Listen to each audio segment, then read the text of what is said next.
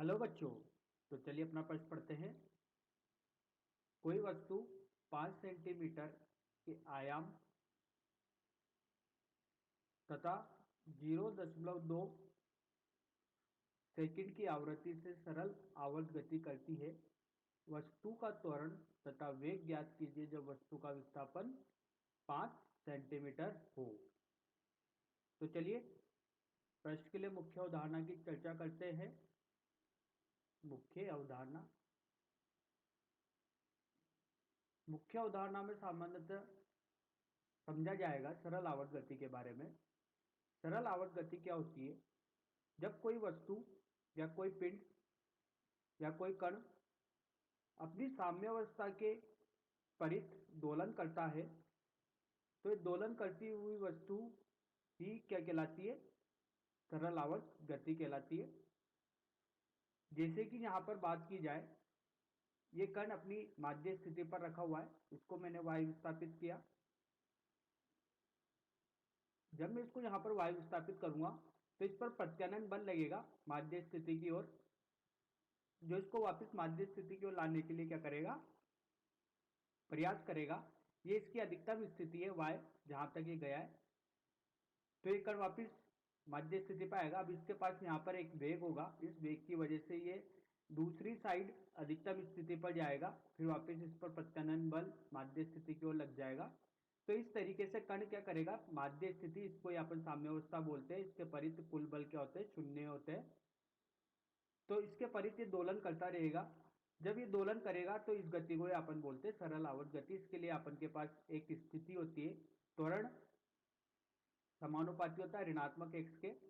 देखिए यहाँ पर क्या होता है, जो त्वरण होता है वो हमेशा माध्य स्थिति की ओर लगता है और विस्थापन इसका जो होता है वो विपरीत होता है। इसका विस्थापन इधर की तरफ है और त्वरण इधर की तरफ लग रहा है। तो देखिए इसको अपन बोल सकते हैं कि दोनों एक दूसरे के विपरीत होते हैं। तो यहाँ पर त्वरण समानुपाती होता है ऋणात्मक x के।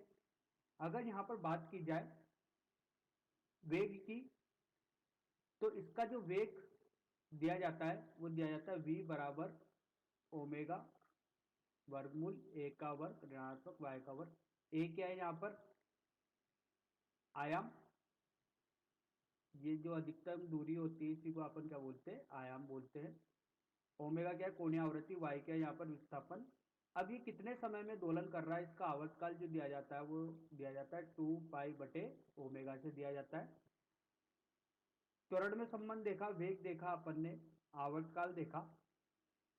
अगर इसके त्वरण की बात की जाए तो त्वरण एल्फा बराबर होता है ऋणात्मक ओमेगा का वर्ग गुणे y विस्थापन के। तो बच्चों इसी के आधार पर प्रश्न का हल देखते हैं। मुख्य अवधारणा के आधार पर अपन को क्या क्या दिया गया है देखते हैं। आयाम 5 सेंटीमीटर है, लिख लेते हैं a बराबर 5 सेंटीमीटर। बदलते हैं मीटर में, अपने पास आता है 5 गुणे 10⁻²2 मीटर। आवर्तकाल दिया गया है 0.2 सेकंड का। यहां से अपन ओमेगा निकाल सकते हैं। कोई भी कण सरल आवर्त गति करता है, इसका आवर्तकाल होता है t बराबर 2 पाई बाई ओमेगा। मुख्य उदाहरण में अपन ने देखा है ओमेगा बराबर हो जाएगा 2 पाई बटे टी। 2 पाई बटे 0.2 10 पाई रेडियन प्रति सेकंड। ये अपन के पास कोणीय आवृत्ति आ गई। बोला गया है विस्थापन 5 सेंटीमीटर है। तो त्वरण बताइए, कण का त्वरण अपन ने देखा है मुख्य उदाहरण में ऋणात्मक ओमेगा स्क्वायर वाई। ऋणात्मक ओमेगा का यहाँ पर अपने पास मान निकला 10 पाई इसका वर्ग गुणे 5 गुणे 10⁻²। ये सेंटीमीटर में, इसको मीटर में रखेंगे तो 5 गुणे 10⁻²मीटर होगा। त्वरण जब यहाँ पर हल किया जाएगा तो त्वरण मिलेगा एल्फा बराबर ऋण 5 पाई का वर्ग मीटर प्रति सेकंड का वर्ग। ये अपन को यहाँ पर त्वरण मिल गया है जो कण सरल आवर्त गति कर रहा है। त्वरण के साथ साथ अपन को वेग भी बताना है। वेग के लिए सूत्र मुख्य उदाहरण में देखा गया है, v बराबर ओमेगा वर्गमूल a का वर्ग ऋण y का वर्ग। यहाँ पर मान रखना चालू करते हैं, v बराबर ओमेगा 10 पाई है ऋणात्मक a 5 सेंटीमीटर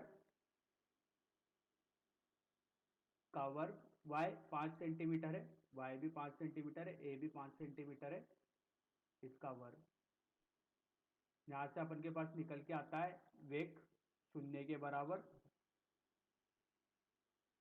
तो जो ये कण सरल आवर्त गति प्रदर्शित कर रहा है जिसका विस्थापन 5 सेंटीमीटर है, इसके कण का या वस्तु का जो त्वरण होगा वो होगा ऋणात्मक 5 पाई के वर्ग के बराबर होगा और वेग कितना होगा, 0 होगा। बच्चों आशा करता हूँ ये हल समझ में आया होगा। धन्यवाद।